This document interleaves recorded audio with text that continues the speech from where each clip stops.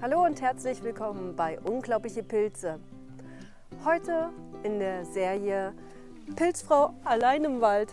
Aber ihr seid ja da, ja? Und ihr helft mir. Ihr erklärt mir nämlich diesmal, was für Pilze ich da alles sehe. Ihr schreibt es mir einfach in die Kommentare. Der Pilzmann redet schon genug, da muss ich nicht auch noch meinen Senf zu jedem einzelnen Pilz dazugeben. Deshalb machen wir das anders. Ihr macht jetzt mal mit. Viel Spaß dabei!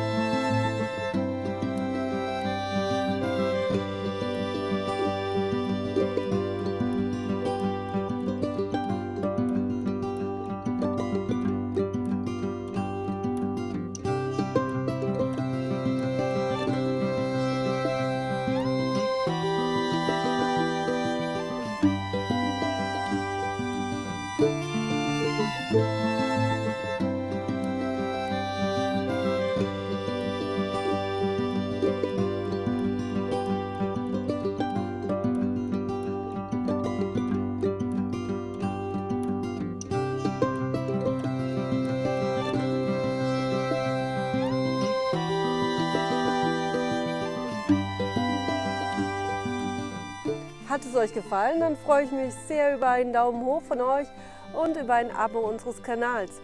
Und natürlich, dass ihr die nächste Serie von uns schaut, die Pilzfrau allein im Wald.